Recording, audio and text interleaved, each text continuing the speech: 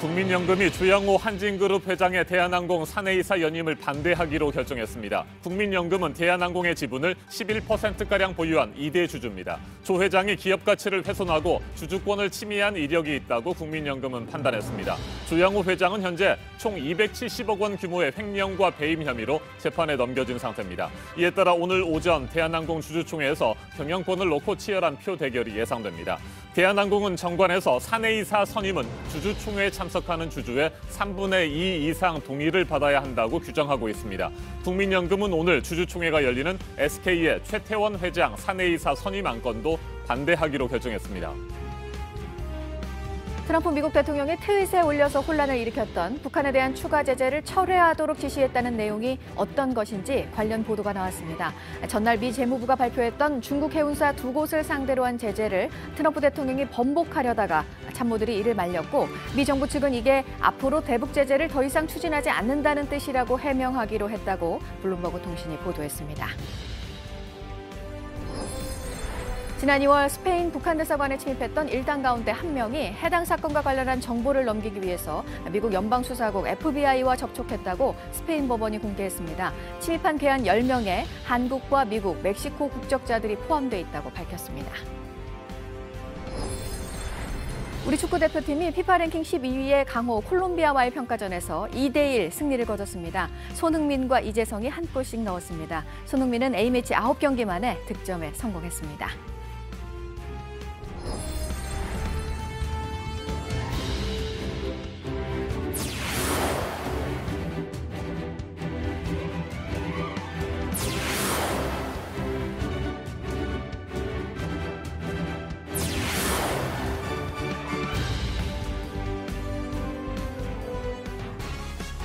조양호 한진그룹 회장이 대한항공 사내이사 연임에 실패할 가능성이 높아졌습니다. 대한항공의 지분을 11.56% 보유하고 있는 2대 주주 국민연금이 조 회장의 사내이사 연임에 반대하기로 결정했기 때문입니다. 이미 해외 연기금과 국내외 의결권 자문사 그리고 시민단체는 조 회장의 연임을 반대하기로 했죠. 대한항공 주주총회는 앞으로 2시간 뒤인 오전 9시에 시작될 예정인데 치열한 표 대결이 예상됩니다. 네, 조양호 회장 연임에 반대하면서 국민연금은 기업 가치를 훼손한 이력이 있다는 이유를 들었는데요. 같은 이유로 SK 최태원 회장의 사내이사 선임에 대해서도 반대표를 던지기로 했습니다. 사회적으로 물의를 일으킨 기업 총수들을 대상으로 적극적으로 주주권을 행사하겠다는 국민연금의 의지가 드러나는 부분입니다. 3월 27일 수요일 아침엔 최수연 기자가 첫 소식으로 전해드립니다. 국민연금은 어제 4시간이 넘는 회의 끝에 조양호 회장의 대한항공 사내이사 연임을 반대하기로 결정했습니다. 조 회장이 연임하기 위해서는 참석 주주 3분의 2 이상의 동의가 필요합니다. 현재 조양호 회장의 우호 지분이 33.4%, 2대 주주인 국민연금이 11.6%를 갖고 있습니다. 그런데 약 20% 비중인 외국 투자자 일부도 이미 반대 의사를 밝히면서 경영권 방어가 불투명한 상황입니다. 조 회장은 현재 270억 규모의 횡령과 배임, 사기 등의 혐의로 재판을 받고 있습니다. 이 같은 상황에서 또 대한항공 이사가 되면 제 역할을 하기 어려울 뿐만 아니라 기업 가치도 떨어뜨린다고 국민연금이 판단한 겁니다. 만약 오늘 표대결에서 조 회장이 질 경우엔 대기업 총수가 사회적 물의를 일으켜 주주 손에 물러나는 첫 번째 사례가 됩니다. 또 국민연금이 스튜어드십 코드, 그러니까 적극적인 주주권 행사를 통해 영향력을 발휘한 첫 사례도 됩니다. 한편 국민연금은 오늘 주총을 여는 SK의 최태원 회장 사내이사 선임 안건도 반대하기로 했습니다. 대한항공과 마찬가지로 기업 가치를 훼손하고 주주권을 침해했다고 판단했습니다. 이른바 총수 리스크에 대해 국민연금을 비롯한 주주들이 제동을 걸 수 있다는 경고가 될 것으로 보입니다. JTBC 최수연입니다. 아시아나항공은 회계 장부를 제대로 작성하지 않았다가 곤욕을 치르고 있죠. 결국 장부를 급히 고쳐서 감사를 통과했지만 어제 주가는 15%나 급락했습니다. 한 번 잃은 신뢰를 회복하는 것이 그만큼 만만치 않아 보입니다. 이형 기자가 보도합니다. 이틀간 중단됐던 거래가 재개되자마자 아시아나항공 주가는 급락세를 탔습니다. 하루 종일 팔려는 투자자들이 몰리면서 주가는 15% 가까이 내린 채 마감했습니다. 모기업인 금호산업 주가는 26% 가까이 내렸습니다.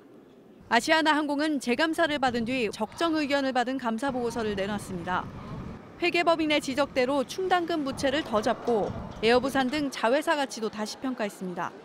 그러자 영업이익이 줄고 당기손익에서도 적자 폭이 크게 늘었습니다. 부채도 1,400억 원 정도 늘었습니다. 투자에 주의하라는 의미로 아시아나 항공을 관리 종목으로 지정했던 한국거래소는 이를 풀어주기로 했습니다. 하지만 신용등급이 내려갈 가능성까지 언급된 터라 당장 투자자들의 불안이 가시긴 어려워 보입니다. 이와 관련해 최종구 금융위원장은 회사와 대주주가 시장이 신뢰할 만한 성의 있는 조치를 마련해야 한다고 강조했습니다. 시장에선 대주주가 추가로 자본을 대거나 회사 자산을 파는 방안 등을 촉구한 걸로 보고 있습니다. JTBC 이현입니다. 도널드 트럼프 미국 대통령이 현지 시간 지난 22일 북한에 대한 추가 제재를 철회하라고 지시했다. 이 같은 글을 트위터에 올렸죠. 그런데 이후 백악관은 이전에 가한 제재가 아니라 앞으로 추가하려던 제재를 철회한다고 밝힌 것이라고 해명했습니다. 이와 관련해 블룸버그 통신은 트럼프가 철회를 언급한 대북 제재가 사실은 그 전날 재무부가 발표한 중국 해운사 2곳에 관한 것이었다고 보도했습니다. 보도 내용이 사실이라면 트럼프 대통령은 전날 이미 발표된 제재를 하루 만에 번복하려고 했지만 참모들의 만류로 실패했고 결국 공수표만 날린 겁니다. 이재승 기자가 보도합니다. 트럼프 대통령이 현지 시간으로 지난 22일에 트위터에 올린 글입니다. 미국 재무부가 오늘 북한에 대한 기존 제재에 더해 대규모 제재가 추가될 것이라고 발표했으며 나는 오늘 이러한 추가 제재를 철회하라고 지시했다고 밝혔습니다. 트럼프가 가리킨 철회 대상을 놓고 백악관은 앞으로 발표될 추가 제재를 철회하는 것이라고 해명했습니다. 이 때문에 미 언론들은 애초 트럼프 대통령이 철회한 제재가 앞서 발표한 중국 해운사 2곳에 대한 제재였다고 보도했다가 대규모 미발표 제재들이라고 내용을 수정했습니다. 그런데 이번에 블룸버그 통신이 다시 트럼프가 철회를 언급한 제재 대상이 실제로는 재무부가 발표한 중국 해운사 2곳에 관한 것이었다고 보도했습니다. 통신은 또 정작 당시 논의 중인 추가 대북 제재는 없었다고 이 현안에 정통한 2명의 인사를 인용해 전했습니다. 블룸버그의 보도 내용이 사실이라면 백악관이 설명한 추가 대북 제재는 애초 존재하지 않았고 트럼프 대통령이 전날 발표된 제재를 하루 만에 뒤집으려다 참모들이 이를 수습하려고 사실과 다른 해명을 내놓은 것으로 풀이됩니다. JTBC 이재승입니다. 지난달 주 스페인 북한 대사관에 괴한들이 침입했죠. 스페인 고등법원이 이번 사건의 조사 결과를 공개했는데 괴한들은 멕시코와 미국, 한국 국적자로 범행 이후 미국 연방수사국 FBI에 북한 대사관에서 가져온 음성과 영상 자료 등을 제공한 것으로 전해졌습니다. 범행에 앞서 탈북을 희망하는 북한 대사관 관계자와 접촉한 정황도 드러났습니다. 런던 김성탁 특파원입니다. 스페인 고등법원이 주 스페인 북한 대사관 괴한 침입 사건에 대한 조사 결과를 공개했습니다. 법원 홈페이지에 올린 자료에 따르면 멕시코 국적으로 미국에 사는 에드리언 홍창이라는 남성이 범행을 주도했습니다. 미국인과 한국인 등 괴한은 10명입니다. 이들은 범행 전 에어소프트 총기와 칼, 사다리, 결박용 테이프 등을 구매한 것으로 드러났습니다. 북한 대사관에 침입한 이들은 안에 있던 사람들을 폭행하고 결박한 뒤 책임자를 지하실로 데려가 탈북을 종용했지만 이 책임자는 거부했습니다. 자신들을 북한 해방을 위해 활동하는 인권단체 회원들이라고 밝혔다고 법원은 전했습니다. 범행 전 탈북을 희망하는 대사관 관계자와 접촉한 정황도 포착됐습니다. 북한 해방을 도모하는 단체인 천리마 민방위는 사건 발생 사흘 후 서방 국가에서 도움 요청이 와 위험하지만 대응했다는 공지를 올린 바 있어 탈북자가 있을 가능성이 제기되고 있습니다. 김한솔 가족의 도피를 도왔던 천리만 민방위는 최근 자유조선으로 이름을 바꿨습니다. 이 단체는 김일성, 김정일 사진이 든 액자를 깨뜨리는 영상도 올렸는데 스페인 북한 대사관일 가능성이 있습니다. 북한 대사관을 빠져나온 이들은 4개조로 나눠 포르투갈을 거쳐 뉴욕으로 건너가 미 FBI와 접촉했다고 법원은 밝혔습니다. 북한 대사관에서 가져온 음성과 영상 자료 등을 제공했고 범행은 자신들의 의지에 따라 저지른 것이라고 말한 것으로 전해졌습니다. 런던에서 JTBC 김성탁입니다.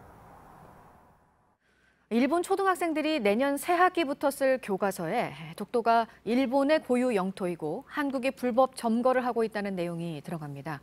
일본 문부과학성이 이런 내용이 들어간 교과서들을 승인했습니다. 외교부는 이를 강력히 규탄하며 검정 철회를 촉구했습니다. 윤서령 특파원이 전해왔습니다. 2020년부터 초등학교 5학년 어린이가 사회 시간에 배우는 교과서 내용입니다. 독도는 일본 고유의 영토인데 한국이 불법으로 점령하고 있다고 쓰여 있습니다. 여기에 문부과학성은 일본은 항해를 계속하고 있다는 내용을 추가시켰습니다. 6학년 교과서에 실린 독도 지도는 동도, 서도를 일본식 명칭인 여도, 남도로 바꾸라고도 지적했습니다. 2017년 일본 정부가 확정한 학습 지도 요령과 해설에 따라 이 같은 내용이 의무화된 겁니다. 중고등학교 교과서도 각각 2021년과 2022년부터 적용됩니다. 이날 검정에서 통과한 5, 6학년 사회교과서 6종에 모두 한국이 독도를 불법 점거하고 있다는 내용이 실렸습니다. 불법 점거라는 표현은 5년 전 일부 교과서에만 등장했던 표현입니다. 4학년 교과서 3종에도 모두 독도를 다케시마 혹은 일본 영토로 표기했습니다. 러일 전쟁을 아시아인에게 독립에 대한 희망을 주었다고 미화하거나 관동 대지진 대학살의 주체를 명확히 밝히지 않는 등 역사를 왜곡한 기술도 다수 있었습니다.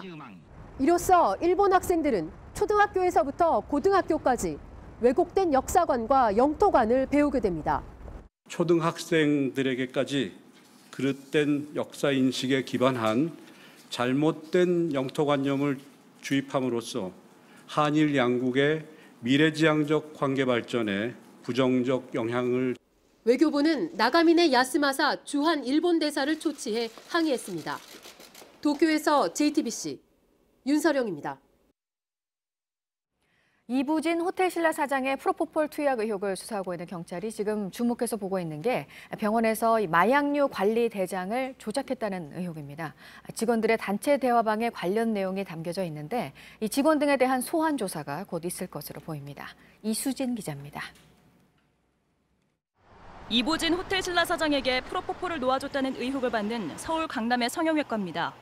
경찰이 병원 직원들의 카카오톡 대화방 내용을 입수했습니다. 직원이 마약류 장부 관리가 어려워지는 것 아니냐고 묻습니다. 그러자 다른 직원이 힘든 정도가 아니라 수량이 맞지 않는다고 답합니다. 프로포폴 관리에 문제가 있다는 뜻으로 해석할 수 있는 대목입니다. 경찰은 이런 대화를 근거로 압수수색에서 확보한 병원 기록에 문제가 없는지도 조사하고 있습니다. 조작 여부 등을 따져보겠다는 겁니다. 마약류를 다루는 병원을 보건소가 제대로 관리하지 못했다는 지적도 있습니다. 강남구 보건소가 문제의 성형외과를 점검한 건 2012년이 마지막입니다. 의혹이 제기된 2016년을 포함해서 지난 7년간 한 번도 마약류 관리 대장을 확인하지 않은 겁니다.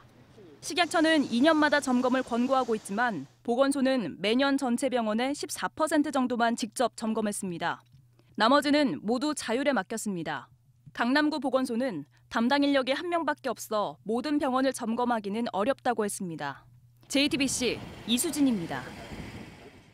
이번에는 오늘 아침 체크해봐야 할 뉴스들을 분야별로 살펴보겠습니다. 먼저 정치 분야입니다.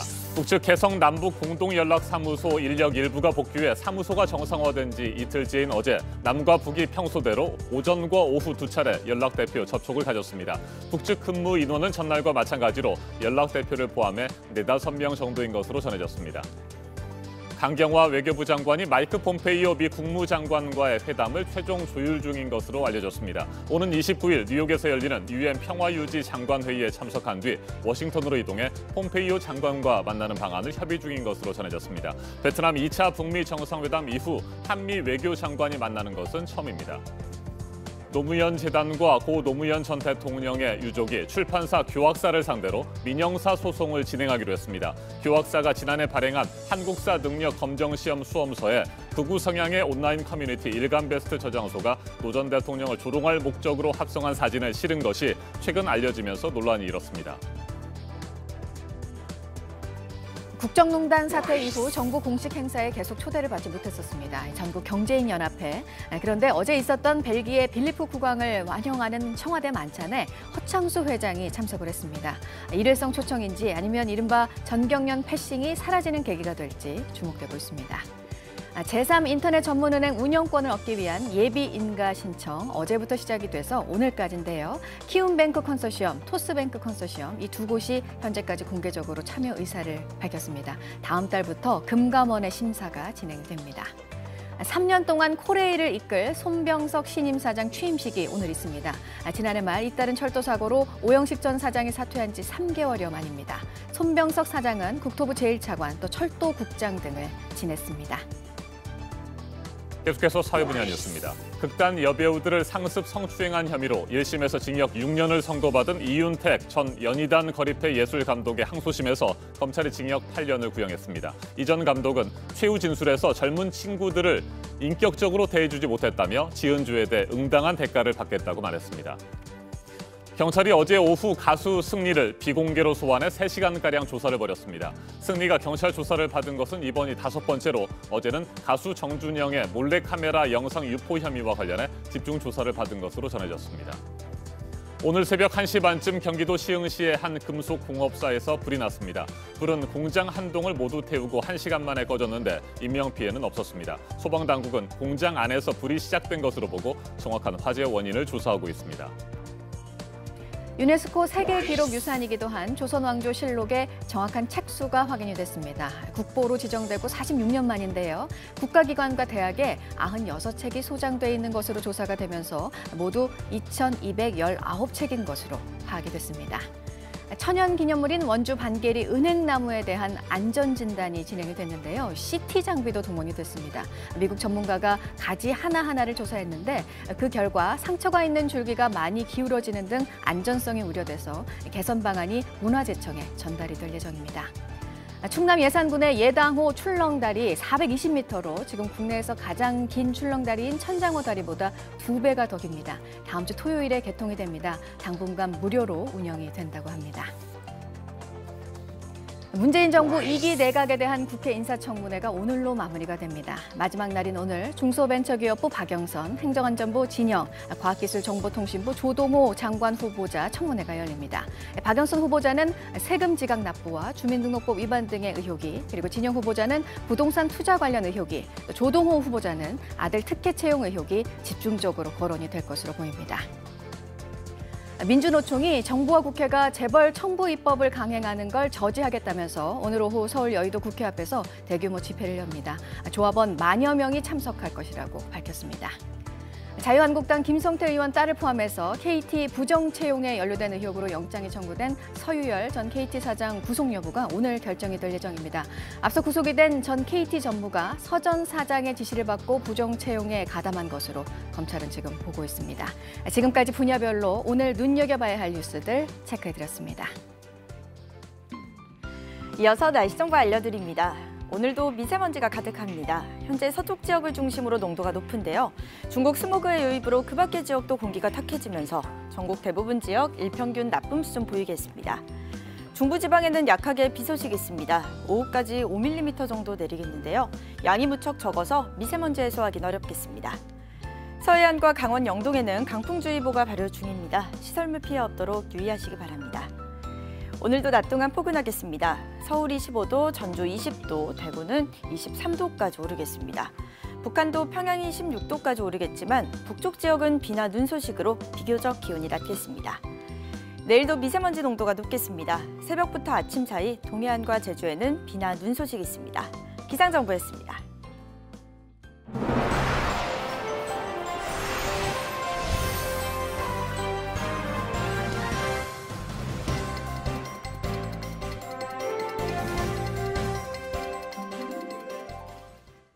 부산의 한 대학가 커피숍에서 20대 남성이 갑자기 흉기를 휘둘렀습니다.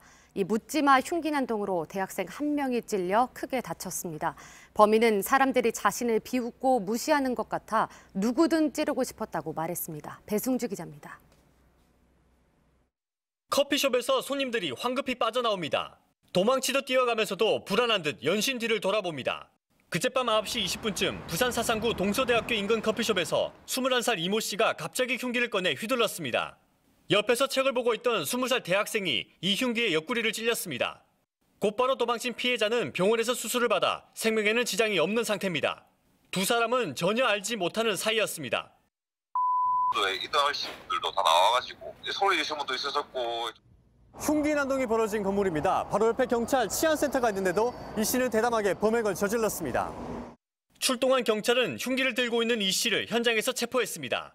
정신병을 앓고 있는 이 씨는 누구든 찌르고 싶었다고 경찰 조사에서 진술했습니다. 남들이 이제 비웃고 이제 무시한다는 그런 그것 때문에 이제 사람을 찌르고 싶다는 이제 감정이 생겼다는 거죠.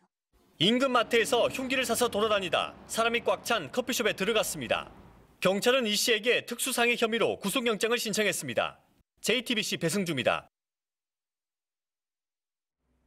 어제 새벽 강원도 강릉의 해안도로에서 SUV 차량이 바다에 빠졌습니다. 차에 5명이 타고 있었는데 모두 숨졌습니다. 얼마 전 고등학교를 갓 졸업한 사회초년생들이었습니다. 조승현 기자입니다.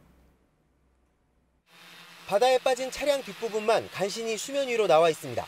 건져 올린 차량은 앞부분이 심하게 망가졌습니다. 어제 새벽 6시 반쯤 강원도 강릉시 옥계면의 해안도로에서 차량이 바다에 빠져 있는 걸 인근 주민이 발견했습니다. 저도 깜짝 놀라서 넘기다 보니까 차 바퀴가 하늘을 보고 2개가 보이더라고요.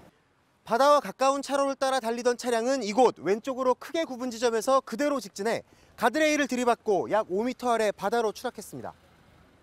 브레이크를 밟지도 못한 듯 사고 현장엔 타이어 자국이 거의 남지 않았습니다. 차엔 지난달 고등학교를 졸업한 19살 동갑내기 남녀 4명과 18살 김모양이 타고 있었습니다. 출동한 해경이 차를 건져 탑승자를 병원으로 이송했지만 5명 모두 숨졌습니다. 안전벨트를 모두 하지 않아서 중첩적으로 쌓여 있었다. 숨진 5명 모두 강원도 동해시에 살고 있고 그중 남성들은 고교 동창 사이였습니다. 사고 차량은 차량 공유 서비스를 통해 빌렸습니다. 경찰은 음주 여부를 알아보기 위해 탑승자 혈액을 채취해 국과수에 보냈습니다. 또 누가 운전을 했는지 확인하기 위해 차량 블랙박스를 분석하고 있습니다. JTBC 조승현입니다. 이들은 차량 공유 애플리케이션으로 차를 빌렸습니다. 만 20살도 되지 않아서 공유업체 규정상 빌릴 수 없지만 선배의 아이디와 비밀번호를 사용했습니다. 공유업체나 렌터카 회사의 신원 확인이 허술하다는 비판입니다. 정영재 기자입니다. 두 남성이 택시에서 내립니다. 주차된 차를 둘러보더니 몰고 나갑니다. 강릉 해안도로에서 바다로 떨어지기 2시간 전 10대 남학생 2명이 차를 빌려가는 모습입니다. 차량 공유 애플리케이션을 이용했습니다. 업체 규정상 만 21살 이상, 운전 경력이 1년이 넘어야 차를 빌릴 수 있었습니다. 숨진 10대들은 면허는 있었지만 나이 제한에 걸리자 선배의 계정을 사용했습니다. 실제로 다른 사람의 아이디와 비밀번호로 차량을 빌리는 게 가능한지 시도해봤습니다. 다른 사람의 핸드폰에 앱을 깔고 면허증과 카드가 등록된 계정을 입력했습니다. 차종을 고르고 예약 시간을 설정하자 차량 문이 열리고 시동도 걸립니다. 무인 시스템이기 때문에 운전자가 누구인지 확인할 길이 없습니다. 미성년자나 술에 취한 운전자들이 빌리는 경우도 자주 있습니다. 지난해 11월 충남 홍성에서 술에 취한 대학생이 이런 서비스를 통해 빌린 차를 몰다 사고를 내 3명이 숨졌습니다. 업계 관계자는 빌린 차를 다른 사람에게 넘겨주는 걸 완전히 막긴 어렵다고 말합니다. 다만 다음 달부터 지문이나 2차 비밀번호 등의 추가 인증 절차를 도입하겠다고 밝혔습니다. JTBC 정영재입니다. 청담동 주식 부자로 불린 이희진 씨의 부모를 살해한 혐의를 받고 있는 김다운의 신원이 이틀 전 공개됐죠. 경찰은 어제 얼굴까지 공개하겠다고 했고 실제로 마스크를 씌우지 않았습니다. 하지만 김다운은 옷 속에 고개를 파묻어서 결과적으로 얼굴이 완전히 공개되지는 않았습니다. 김 씨는 죄송하다고 말하면서도 자신이 살해하지 않았다고 거듭 주장했습니다. 문상혁 기자입니다. 김다운이 얼굴을 푹 숙인 채 경찰서에서 나옵니다. 여전히 살해 혐의 부인하는 건가요? 예. 추가 범행 계획이 계획하신 건 맞는 건가요? 아닙니다. 자신이 이희진 씨 부모를 살해하지 않았다고 했습니다. 그러나 숨진 피해자들에겐 죄송하다고 말했습니다. 피해자들한테 한 말씀 해주시죠. 너무 죄송하고 제가 책임져 갖고 나오겠습니다. 경찰은 김 씨의 신상을 공개하기로 결정하면서 어제 마스크를 씌우지 않았습니다. 하지만 김 씨가 옷 속에 고개를 숙이면서 얼굴은 드러나지 않았습니다. 경찰은 어제 김 씨에게 강도 살인 등 5개 혐의를 적용해 검찰로 넘겼습니다. 중국으로 달아난 3명의 공범들에 대해선 현지 수사당국과 공조해 계속 추적에 나섭니다. JTBC 문상혁입니다. 피의자 김다운이 이 씨 부부를 살해했다고 경찰이 결론을 내린 이유는 뭘까요? 현장에서 범행 흔적을 지우는 데 사용한 표백제 통이 발견된 것이 결정적이었습니다. 김 씨가 치밀하게 계획 범죄를 저질렀다는 정황으로 해석됩니다. 최규진 기자입니다. 김다운은 지난해 3월부터 이희진 씨 부모의 재산을 노리고 범행을 계획해왔다는 게 경찰의 결론입니다. 김 씨는 이 씨 부부를 휴대전화기로 몰래 촬영하고 차에 위치 추적기까지 달아 미행했습니다. 범행 당일인 지난달 25일엔 외출한 이 씨 부부가 귀가하기 전 김 씨가 표백제를 들고 미리 집에 들어가는 모습이 CCTV에 찍히기도 했습니다. 처음부터 강도살인을 계획하고 집에서 기다렸다는 겁니다. 이뿐 아니라 김 씨가 신었던 운동화와 흉기에서 발견된 피해자들의 혈흔도 증거로 제시됐습니다. 경찰은 김 씨가 이희진 씨 아버지에게 빌려준 2천만 원을 받지 못해 범행했다는 주장도 근거가 없다고 밝혔습니다. 김 씨는 이 씨 부모와 사실상 모르는 사이였던 걸로 조사됐습니다. 특별한 직업 없이 경제적으로 어려움을 겪어오던 중 일명 청담동 주식부자로 유명한 이모 씨의 부모인 피해자들이 많은 돈을 가지고 있을 것으로 생각하여 김 씨는 범행으로 훔친 5억 원 중 3억 원가량은 가족에게 보관하고 1억 2천만 원을 변호사 선임 등에 쓴 걸로 파악됐습니다. JTBC 최규진입니다. 경찰은 청담동 주식부자로 불린 이희진 씨의 부모를 살해한 혐의로 김다운을 검찰에 넘겼습니다. 이희진 씨의 돈을 노리고 1년에 걸쳐 이 씨의 부모를 감시해온 계획 범죄였다는 것이 경찰의 결론입니다. 하지만 여전히 풀리지 않는 의문점들이 남아있고 중국으로 달아난 공범들도 잡히지 않은 상황입니다. 백기종 전 수서경찰서 강력팀장과 좀 더 자세하게 짚어보겠습니다. 어서 오십시오. 네, 안녕하십니까. 네, 경찰이 김다운의 신원과 얼굴을 공개한다고 했고 실제로 마스크를 씌우지 않았습니다만 얼굴을 옷 속에 깊이 파묻어서 보이지 않았는데 이 뭐 그렇게 되면 경찰은 어쩔 수 없는 건가요? 그렇습니다. 특정 강력범죄 처벌에 관한 법률에 의거해서 그 공개 신원 공개 심의위원회를 이제 결정을 했죠. 네. 그런데 당사자가 예를 들어서 자기 옷으로 얼굴을 가린다라든가 고개를 숙인다라든가 하는 부분에 경찰관이 강제로 얼굴을 들게 하거나 그다음에 이제 옷깃을 내리게 하거나 이렇게 되면 또 피의자 인권 침해라고 네. 하기 때문에 그건 도저히 방법이 없습니다. 네, 자 김다운 강도 살인 등 5가지 혐의를 현재 받고 있습니다. 그렇습니다. 구체적인 혐의들을 좀 살펴보죠. 네, 이제 첫 번째 강도 살인입니다. 네. 돈을 목적으로 사람을 살해했기 때문에 강도 살인. 그다음에 이제 사체 유기죠. 사망한 피해자를 현장에서 은닉을 하거나 이동을 시켜서 이제 유기한 것이죠. 이게 사체 유기고요. 그다음에 주거 침입이라고 하는 부분은 인과관계가 없이 어떤 범죄를 목적으로 남의 집에 주거에 건조물에 침입을 한 경우에 주거 침입을 적용을 하고요. 그다음에 네 번째는 위치정보 보호 및 이용에 관한 법률. 그러니까 본인이 아닌 제3자나 다른 사람의 위치를 파악을 하거나 범죄의 목적으로 확인하는 이런 형태, 소위 말하면 GPS를 부착하거나 미행하는 이런 형태가 처벌을 받는 거죠. 그리고 이제 마지막으로 공무원 자격 사칭이죠. 압수수색 영장, 경찰을 사칭하면서 압수수색 영장을 위조된 압수수색 영장을 제시를 하는 이런 혐의. 그래서 5가지로 검찰에 송치를 한 것입니다. 네, 김 씨는 죄송하다고 말을 하면서도 자신이 살해하지 않았다 이렇게 주장을 하고 있는 모양입니다. 자, 공범들에게 뭐 살해 혐의를 넘기고 있는 걸까요? 어떻게 보십니까? 그렇습니다. 97년도에 이태원 햄버거 가게 살인 사건을 연상되는 전략입니다. 네. 그때 패터슨하고 에드워드리가 서로 떠넘겼습니다. 내가 죽이지 않았다라고 해서 16년 만에 패터슨이 송환돼서 지금 유죄를 확정받았죠. 에드워드리는 이제 무죄를 받았고 똑같은 전략입니다. 공범들이 이제 그 회유로 도주를 했기 때문에 내가 피해자를 살해하지 않았다. 나는 다만 돈을 목적으로 또 채권 채무 관계에서 변제를 받기 위해서 갔다라고 하면 법정에서 다툼이 있을 때 사실 잡히지 않은 공범들로 범죄 그 피의자를 범행을 밀어버리게 되면 굉장히 난감한 상황이 벌어집니다.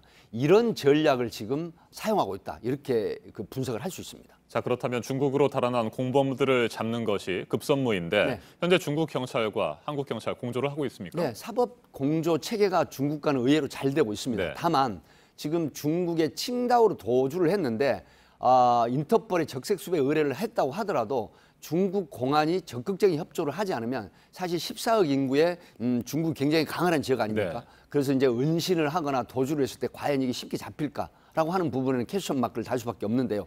그럼에도 불구하고 중국 공안과 우리 법무부, 애교부, 그다음에 이제 검찰이 노력을 경찰과 함께해서 충분히 저는 체포를 하고 송환할 수 있다. 이제 왜 그러냐면 최근에 한 3년 전에 서울청 그 지능범죄수사대하고 이런 곳에서 중국의 보이스피싱하는 서버를 직접 중국 공안과 함께 단속을 해서 전원 검거한 사례도 있습니다. 하기 때문에 결코 어려운 일은 아니다. 저는 이렇게 예측을 합니다. 네, 경찰은 김다운이 1년 전부터 준비를 했고 계획 범죄를 저질렀다 이렇게 결론을 내렸습니다. 네. 자, 표백제 통이 발견됐고 네.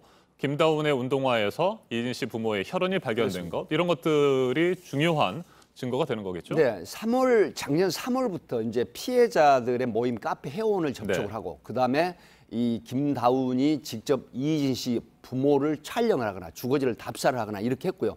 또 2월 25일 날 범행 당일 날은 바로 표백제 락스라고 하죠.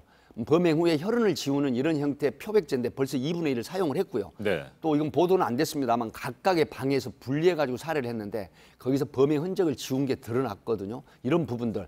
그리고 또 들어갈 때 뭘 했냐면 뭐 방송이기 때문에 정확하게 말씀을 안 드리지만 둔기나 흉기를 소지하고 들어갔습니다. 이런 부분들이 상당히 계획한 살인, 계획한 강도 살인으로 보고 있는 증자입니다. 네, 김다운은 이진 씨 아버지에게 2천만 원을 빌려줬는데 그걸 받지 못하자 범행을 저질렀다. 이렇게 네. 지금까지 얘기를 하고 있는 모양인데 이 부분도 명확하지 않은 것 같습니다. 그렇습니다. 김다운이 이런 부분은 굉장히 거짓 진술일 가능성이 높습니다. 네. 왜 그러냐면 계좌 이체라든가 아니면 통신 내역에 만나가지고 돈을 빌렸다는 목격자라든가 그다음에 이제 어떤 증서가 전혀 발견되지 않았거든요. 그러니까 그리고 이진 씨 아무도 아는 부모에게 사실이 돈을 빌려줬다는 증거가 없는 거죠? 그렇죠. 네. 아무도 목격자도 없고 증서도 없고 이제 뭐 계좌 이체도 없고요.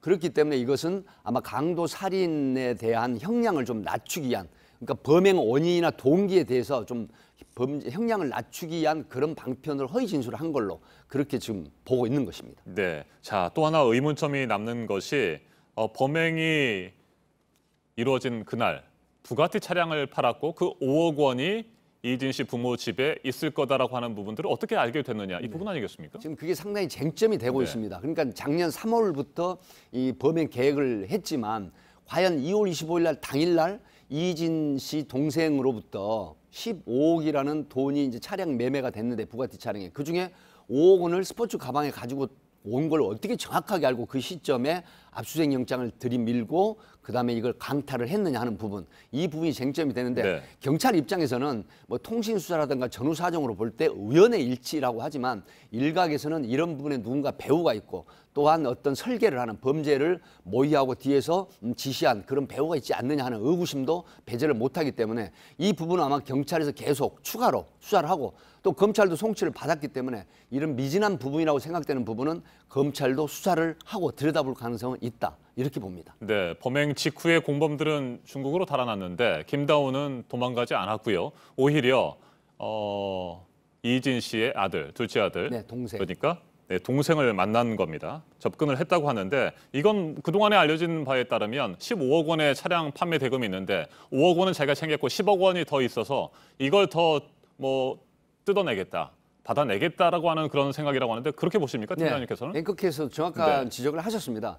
지금 5억을 강탈하고요. 네. 그 가방 속에서 뭘 발견했느냐면 부가티 차량 매매 증서 15억이라는 걸 발견했습니다. 그렇기 때문에 지금 10억이라는 돈을 이진 씨 동생이 소지하고 있다라고 판단을 한 것입니다. 그래서 이제 이 부분을 카카오톡을 보내서 잘하는 사업가의 아들인데 만나봐라라고 하는 카톡을 보냈거든요. 그래서 만나기도 했고 또 그다음에 이 사설 흥신소 직원에게 납치를 의뢰한 정황도 발견되는 점 등으로 봐서는 추가로 10억에 대한 돈을 강탈하기 위한 그런 방편으로 어떤 모색을 한 게 아닌가 그렇게 분석을 할 수가 있습니다. 네, 일단 김다운은 검찰로 넘어갔고요. 앞으로 검찰의 수사가 계속 진행이 될 텐데 어떤 점들을 집중적으로 네. 살펴야 된다고 보십니까? 몇 가지가 있습니다. 우선 작년 3월부터 범행 모의를 했을 때 과연 배우나 또 이런 범행 모의를 가담한 어떤 그 지시한 사람이 있었는지 이런 부분 그리고 또 이 2월 25일 날 범행 당일 날 정확하게 그 5억이라는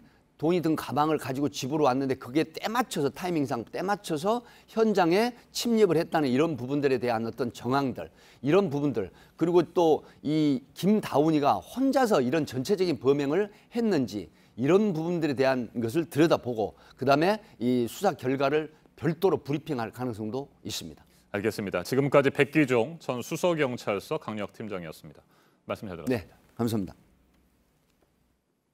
인천의 한 공장에서 지붕을 수리하던 50대 노동자가 12m 아래로 떨어져 숨졌습니다. 경찰은 작업 현장의 안전 조치가 제대로 이루어졌는지 조사하고 있습니다. 이혜원 기자가 보도합니다.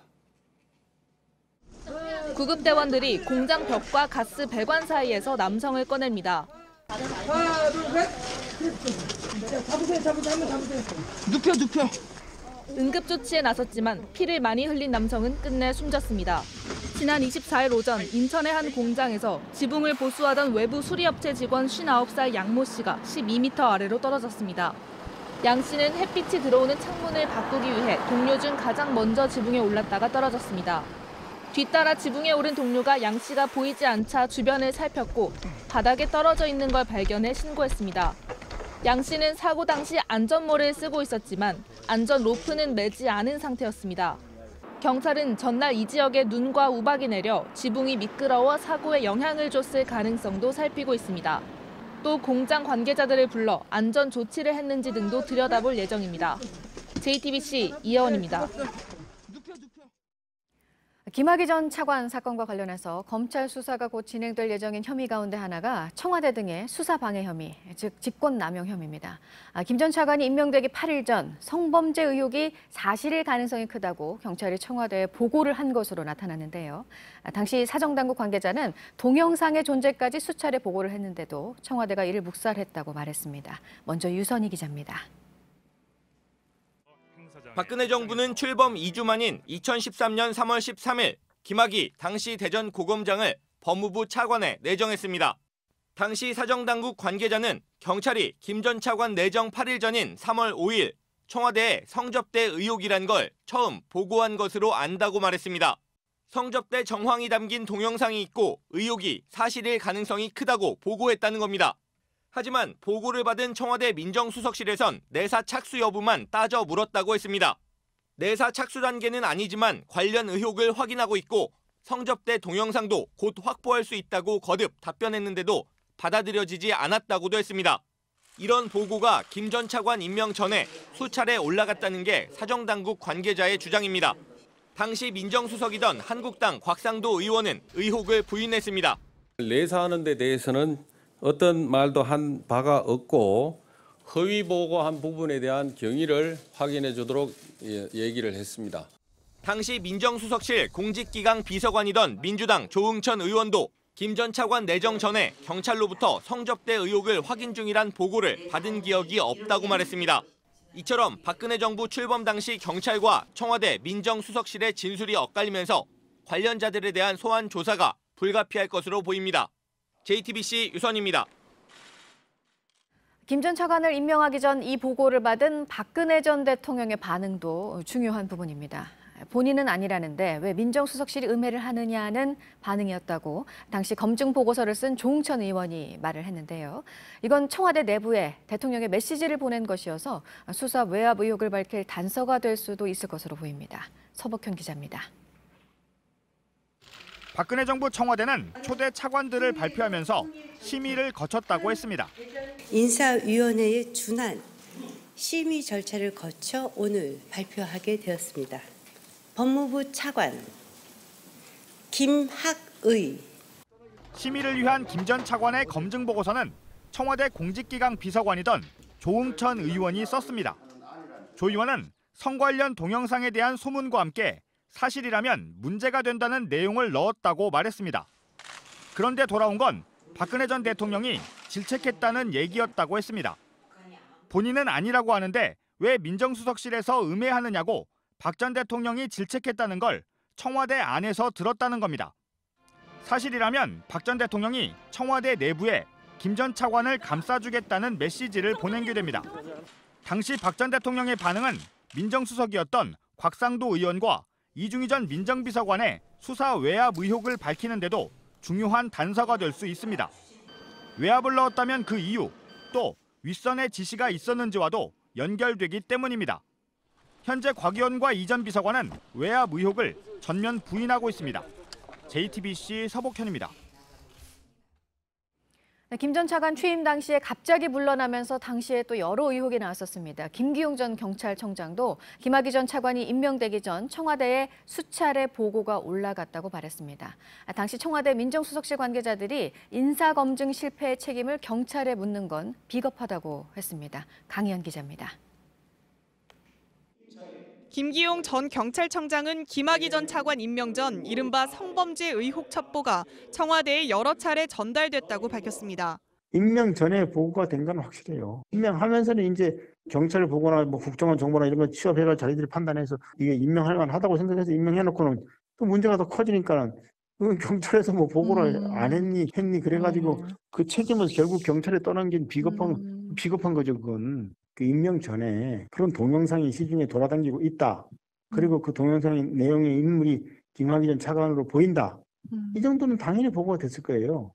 이런 비위 정보를 알고도 김 전 차관을 임명한 건 청와대의 판단이라는 겁니다. 정보를 제공하는 거예요. 그 검증이라는 거는 이런저런 정보를 제공하는 것이고 그 보고를 했는데 그 판단은 자기들이 해야 되는 몫이에요. 정보가 있는데 거기에 대해서 임명할 건지 말 건지는 자기들이. 당시 청와대 민정수석이었던 곽상도 자유한국당 의원은 기자회견을 열고 당시 경찰이 김 전 차관의 내사 혹은 수사에 대해 어떠한 말도 청와대에 하지 않았다며 허위 보고를 한 것이라고 주장했습니다. 김 전 청장은 이 부분에 대해서도 반박했습니다.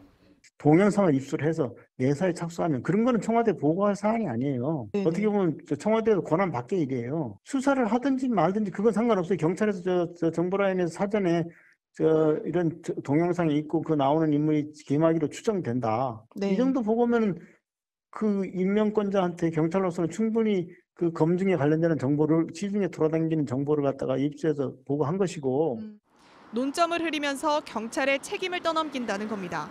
경찰에서 정보 라인을 통해서 이렇게 검증을 할 때 그런 거에 대해서 아예 이런 김학의 차관 후보자가 이런 문제가 있다라고 보고를 했으면 그걸로 경찰은 몫을 다 한 거예요. 그다음에 그걸 수사하는 라인에서 수사를 했느냐 안 했느냐 내사 중이냐 아니냐 그거는 별개의 문제라고 별개의 문제를 가지고 지금 논점을 흐리는 거예요. 뭐 어떤 압력에 의해서 임명을 해놓고 더 큰 문제가 발생하니까 그걸 경찰에다가 책임을 떠넘겨가지고 경찰에 뭐 있는 수사 라인을 또 뭐 문책을 하는 이렇게 언론에 나던데 그거는 정말 비겁한 거죠. 경찰관들한테 그 책임을 뒤집어 씌우냐고요. JTBC 강희연입니다. 네, 김기용 전 청장은 의혹이 많았던 자신의 사퇴 배경에 대해서는 청와대가 사퇴를 종용했다는 취지로 말을 했습니다. 김학의 전 차관 문제와 관련해서 김기용 전 청장에 대한 경질 지시가 정말 나온 건지 검찰 수사에서 앞으로 밝혀져야 할 부분입니다. 허진 기자입니다. 김기용 전 경찰청장은 자신의 사퇴 배경에 대통령의 의중이 있었다고 말했습니다. 그게 음으로 양으로 이런저런 자의반 타의반 그렇게 해서 결정되는 거죠. 뭐 그걸 압력이라고 할 수 있나요? 임명권자가 어떤 의사결정을 하면 거기에 따르는 것이 뭐 도리죠. 뭐. 대통령의 뜻을 분명히 확인했다는 얘기도 했습니다. 그래서 그런 사람들하고 제가 뭐 홍보를 받고 사고 그런 상황 그런 차지가 아니고요. 그 당시에 제가 모 경로를 통해서 직접적으로 그 의사를 확인하고 그렇다 그러면 뭐 제가 뭐 기꺼이 제가 무슨 뭐 국가를 위해서 할 수 있는 기회가 여기까지라고 생각합니다. 자신이 몸담고 있던 경찰 조직에 피해를 주지 않기 위해서 사퇴를 받아들였다고 설명했습니다.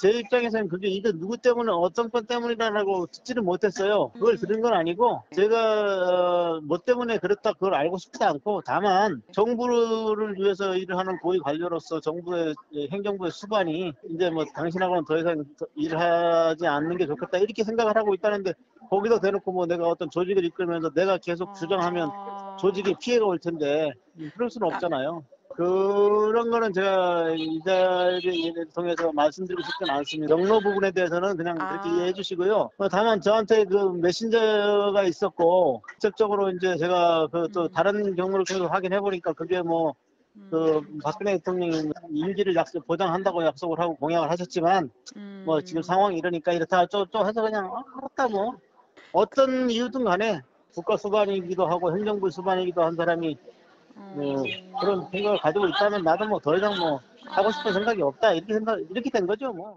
김 전 청장은 사퇴 통보를 받은 시점도 기억하고 있었습니다.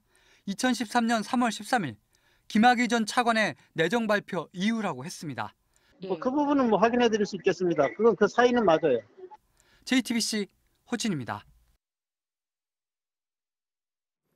이른바 환경부 블랙리스트에 관여한 혐의를 받고 있는 김은경 전 환경부 장관의 구속영장이 어제 새벽 기각됐죠. 그런데 검찰은 청와대 신미숙 균형인사 비서관도 공모했다고 의심하고 있습니다. 청와대가 낙점한 인사가 환경공단의 새로운 감사를 뽑는 과정에서 탈락하자 신 비서관이 안병옥 당시 환경부 차관을 불러서 질책했다는 겁니다.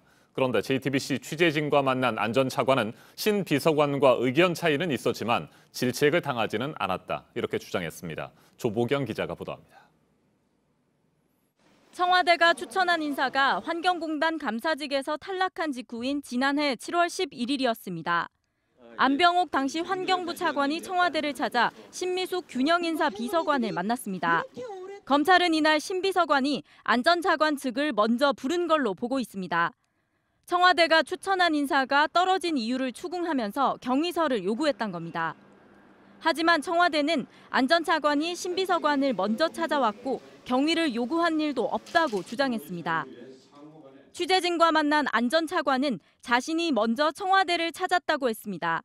다만 채용 과정과 관련해 당시 상황이 어땠는지 얘기한 정도였단 입장입니다. 질책이나 압박은 없었다고도 했습니다. 안 전 차관은 다만 의견 차이는 있었다면서 소통이 좀 더 잘 됐으면 좋겠다는 정도의 이야기는 할 수 있는 것이라고 주장했습니다. 검찰은 조만간 신비서관을 소환해 외압을 행사했는지 여부를 조사하겠다는 입장입니다. JTBC 조보경입니다. 청와대는 환경부 블랙리스트 사건이 마무리된 것은 아니지만 일단 한숨을 돌리게 됐다는 반응입니다. 공공기관장과 임원의 임명 절차를 보다 투명하게 할 수 있는 방법을 고민하겠다고 밝혔습니다. 반면 자유한국당은 청와대가 사법부를 압박한 결과가 판결로 이어졌다며 반발하고 있습니다. 안희근 기자입니다. 김은경 전 장관에 대한 구속영장이 기각되자 청와대는 우려했던 최악의 사태는 피하게 됐다며 안도하는 분위기입니다. 김의겸 대변인은 영장 전담 판사의 결정을 존중한다면서 앞으로 장관의 인사권과 감찰권이 어디까지 적법하게 행사될 수 있는지 법원이 그 기준을 정리할 것으로 기대한다고 밝혔습니다. 또 현재 운영되고 있는 공공기관의 장과 임원에 대한 임명 절차를 보다 투명하게 할 수 있는 방법을 고민해 나가겠다고도 했습니다. 이번 일을 계기로 장관의 인사권과 감찰권을 놓고 블랙리스트 논란이 재발되지 않도록 명확한 기준을 세울 필요가 있다는 겁니다. 자유한국당은 영장 청구 이후 청와대의 압박성 발언이 이번 판결에 영향을 줬다고 주장했습니다. 한마디로 청와대의 압박이 제대로 작동했다라고 생각합니다. 이 정권의 사법부 겁박은 농단 수준입니다. JTBC 안의근입니다. 인터넷을 이용한 명예훼손을 보다 엄격하게 처벌하기로 대법원이 결정했습니다. 최대 3년 9개월의 징역을 선고할 수 있게 했습니다. 강버들 기자입니다. 유튜버 양혜원 씨는 자신을 비방하는 댓글을 단 100명을 지난달 고소했습니다. 인터넷을 통해 명예를 훼손한 혐의입니다. 이처럼 악플을 단 사람들이 오는 7월 이후 재판에 넘겨지면 새로운 처벌 기준을 적용받게 됩니다. 대법원은 인터넷이나 소셜미디어 등을 이용해 허위 사실을 퍼뜨려 명예를 훼손한 경우 일반 명예훼손보다 엄하게 처벌하겠다고 밝혔습니다. 루머나 가짜뉴스 등의 전파가 더 쉽고 피해 회복은 어렵다는 점을 고려한 겁니다. 기본 형량은 6개월에서 1년 4개월입니다. 여러 차례 같은 죄를 지었거나 심각한 피해를 입히면 8개월에서 2년 6개월까지 선고합니다. 형을 가중할 수 있는 이유가 2개 이상이면 최대 3년 9개월까지 선고할 수 있습니다. 반대로 사망한 사람의 명예를 훼손한 경우 등은 형량이 줄어들 수 있습니다. 다만 대법원은 사실을 적시해 명예를 훼손한 경우 처벌에 대한 논란이 있는 만큼 이번엔 따로 징역형 기준을 정하지 않았다고 했습니다. JTBC 강버들입니다. 이번에는 미세먼지 얘기를 좀 집중적으로 해보겠습니다. 오늘 전국적으로 나쁨 수준으로 예보가 돼 있는데요. 물론 중국에서 넘어오는 부분이 크지만 바람도 안 불고 대기가 정체가 되면 국내 요인도 또 무시를 할 수가 없습니다. 그 가운데 매연을 잔뜩 내뿜는 화물 차량들. 하지만 비용을 아끼기 위해서 이를 외면하고 있습니다. 구석찬 기자입니다. 카메라가 항만을 오가는 화물차를 향합니다. 판독실에선 촬영된 배기가스 농도를 확인합니다. 이렇게 10분에 한 대꼴로 배출 기준을 넘긴 차량이 적발됩니다. 마을버스 차고지도 비상입니다. 우리 정비사도 지금 일 없는데 좀 봐주이소. 단속을 하려고 하자 갑자기 태도가 바뀝니다. 업무 집행이 아니라 이거 너무 사업방해 됩니까 지금. 이따위 있으면 내 해가 하고 있어요 지금. 차량 불법 개조도 판치고 있습니다. 배기가스를 줄이기 위해 넣어야 하는 요소 수를 넣지 않도록 고치는 겁니다. 90명 넘게 적발됐습니다. 모두 비용을 아끼려면 어쩔 수 없다는 입장입니다. 그렇죠, 알죠. 지금 이 경기에서는 너무 힘들어요. 매연을 잡기 위한 집중 단속은 2달간 계속되는데요. 제대로 된 단속을 하기도 쉽지 않습니다. 일부 지자체들이 손을 놓고 있기 때문입니다. 직원도 많지 않은 분들은 경험이 없어가지고.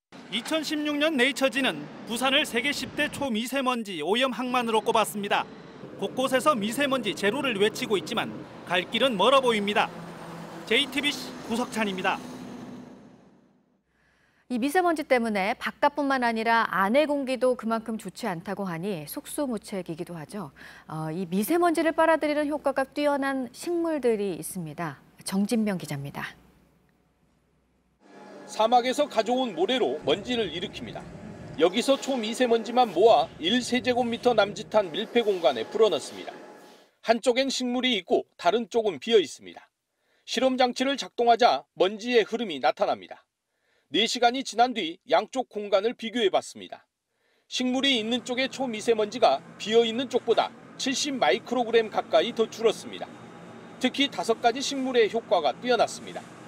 파키라는 절반 이상 줄었고 백냥금과 멕시코 소철은 절반에 조금 못 미쳤습니다. 박쥐란과 율마도 감소 효과가 우수했습니다. 이 식물들의 흡착과 흡수 효과 때문입니다. 이 표면의 왁스층에 초미세먼지가 달라붙게 하거나 광합성을 하면서 잎 뒷면 기공으로 빨아들이는 겁니다. 연구진은 20제곱미터 면적의 거실에 잎 넓이가 1제곱미터가량 되는 화분 서너 개만 둬도 효과를 볼 수 있다고 밝혔습니다.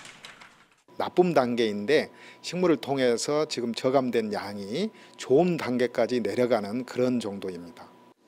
이번에 확인된 식물 외에 이미 5가지 식물이 미세먼지를 줄이는 효과가 있는 것으로 검증돼 있습니다. 스킨답서스나 수염틸란드시아, 산호수, 아이비, 관음죽 등입니다. JTBC 정진명입니다.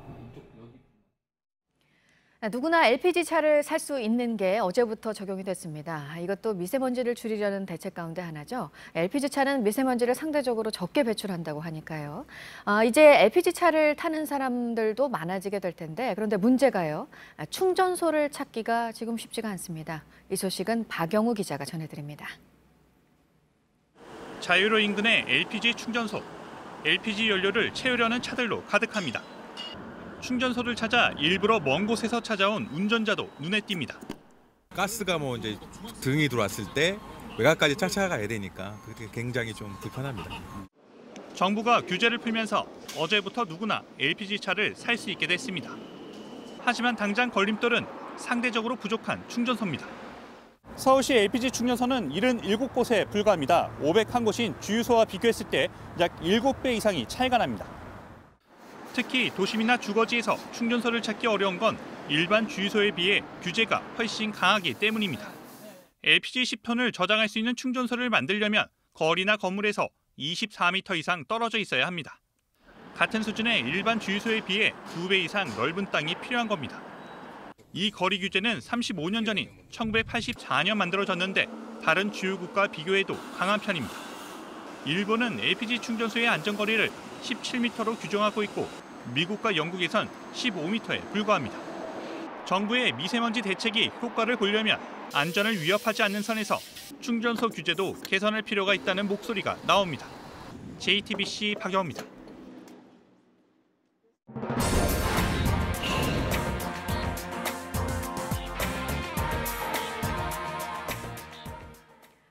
트럼프 미국 대통령이 시리아 골란 고원에 대한 이스라엘의 주권을 인정한다고 하면서 중동 지역의 갈등이 또 시작되는 게 아니냐 우려가 나왔었는데요. 시리아 곳곳에서 항의 시위가 열렸습니다. 보도 연결해서 알아보겠습니다. 안태훈 기자, 시리아 정부도 트럼프 대통령을 비난했죠? 네, 그렇습니다. 골란 고원에 대한 이슬람 주권의 인정, 이것을 미국 대통령이 했죠. 그에 대해서 시리아 정부는 시리아의 주권을 공격한 것이다라는 입장을 냈습니다. 그러면서 트럼프 대통령은 곤란구원 점령을 정당화할 권리와 권한을 갖고 있지 않다라고 지적하기도 했습니다. 시리아 곳곳에서는 말씀하신 대로 미국의 선포에 반발하는 시위가 열리기도 했습니다. 수도 다마스쿠스를 비롯해서 북부의 최대 도시 알레포, 중부의 홈스 등 시리아 각지에서 수천 명의 시민이 모여서 트럼프 행정부에 항의했습니다. 다음은 미국 배우가 자작극을 벌여서 기소됐는데 현지 검찰이 이를 철회했다는 내용입니다. 현지 언론에 따르면 미국 검찰청은 배우 저지 스몰렛에게 적용된 공무집행 방해 등의 혐의를 취소했습니다. 검찰 측은 기소를 철회한 배경에 대해서 아직까지 설명하지 않고 있습니다. 배우 스몰렛은 성소수자, 흑인이란 이유로 혐오 공격을 당했다고 주장을 해서 관심을 끌었지만 이후 자작극으로 밝혀진 바 있습니다. 네, 그리고 중국 기업인 화웨이의 5G 이동통신 시스템을 도입하지 말아라. 지금 미국이 이렇게 하고 있습니다. 그런데 유럽연합이 이 미국의 권고를 받아들이지 않았네요. 네, 그렇습니다. 간단하게 말씀드리면 유럽연합 자체적으로 평가하겠다라는 것입니다. 유럽연합 EU 측은 5세대 시스템의 위험성을 자체적으로 평가하겠다라고 밝혔습니다. 오는 6월 말까지 5세대 이동통신 네트워크의 안보 위협을 보고해달라고 각 회원국에 요구했습니다. 또 유럽 사이버 안보청에는 오는 10월 1일까지 안보 위험 평가 보고서를 제출하도록 했습니다. 네, 끝으로 이낙연 국무총리가 어제 몽골 총리와 만난 데 이어서 오늘은 중국의 리커창 총리와 회담을 열고 미세먼지 문제를 논의한다라는 내용 전해드립니다. 총리실에 따르면 이 총리는 오늘 회담에서 한국과 중국 간 교류 협력의 완전한 정상화, 환경과 경제 교류 협력 증진, 한반도 문제와 관련한 중국의 역할 등을 당부할 예정입니다. 이 총리는 어제 몽골 순방 중 기자들과 만나서 미세먼지 문제는 각자 또 함께 노력해야만 효과가 올라간다라고 말하기도 했습니다. 네, 지금까지 아침엔 지금 JTBC 안태훈입니다. 수요일 날씨 키워드 알려드립니다. 오늘은 뿌연 하늘, 중국 스모그, 그리고 중부 비 조금인데요.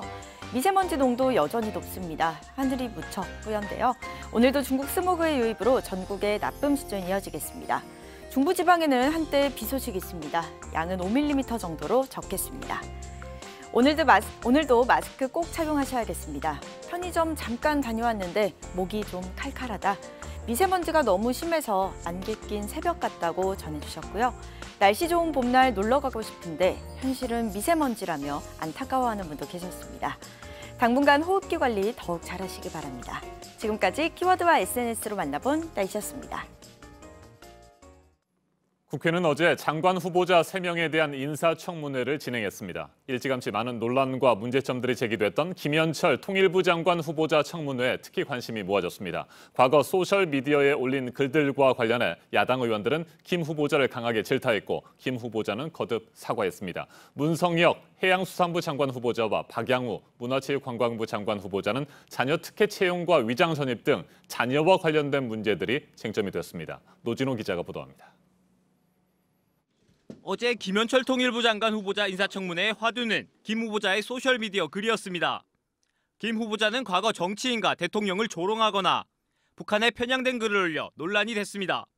야당 의원들은 자질이 부족하다며 질타했습니다. 장관으로서 자격이 없는 거 아닙니까? 이 정도 되면? 지금 한두 건이 아닙니다. 지금. 북한의 통일전선 선전부장 후보자감인데 지금 대한민국 통일부장관 후보자로서 앉혀놓고 지금 청문회를 한 것이 아니냐는 착각이 들 정도입니다. 야당 의원들이 거친 발언을 쏟아내자 신경전도 잃었습니다. 전 지식인이나 대학 교수라고는 도저히 믿기지 않는 수준입니다. 이 후보자의 정신 상태를 노멀하다고 보지 않습니다. 정상이 아니다. 그렇게 표현하셨는데 그건 인권 침해적인 발언이라고 생각을 하는데 그런 발언들은 좀 자제해 주셔야. 김 후보자는 거듭 사과를 했지만 SNS상의 부적절한 표현에 대해서는 깊이 반성하고 있습니다. 청문회 통과를 위해 과거 발언과 입장을 달리한다는 지적에는 반박했습니다. 왜 입장을 학자로 소신을 굽히고 왜 회절하고 있습니까? 학자의 언어와 공직자의 언어는 다르다고 생각합니다.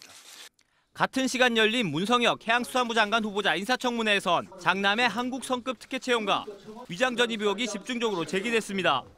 문 후보자는 장남 특혜 채용과 관련해선 전혀 몰랐다고 했지만 위장 전입에 대해선 인정했습니다. 그 위장 전입을 한 사실에 대해서는 제가 입이 10개라도 할 말이 없습니다. 박양우 문화체육관광부 장관 후보자 청문회에선 CJ 사회이사 재직으로 인한 이해관계 충돌 우려와 9차례 위장 전입, 증여세 지각 납부 등이 집중적으로 거론됐습니다. JTBC 노진호입니다. 지난 25일에 시작된 7개 부처 장관 후보자들에 대한 인사청문회가 오늘까지 이어집니다. 여야는 중소벤처기업부와 행정안전부, 그리고 과학기술정보통신부 장관 후보자들의 업무 능력과 도덕성 검증에 나섭니다. 야당은 후보자들이 자료 제출 등의 비협조적이라며 강한 공세를 예고했습니다. 김홍국 경기대 겸임교수와 한 걸음 더 들어가겠습니다. 안녕하십니까? 네, 안녕하십니까? 네. 먼저 어제 진행된 인사청문회부터 살펴보죠. 김현철 통일부 장관 후보자. 그동안에 여러 가지 논란들이 많았었는데 과거 소셜미디어에 올린 글들이 역시 문제가 됐습니다. 그렇죠. 전반적으로 이번에 7개 부처에 대해서 인사청문회가 열리고 있지 않습니까?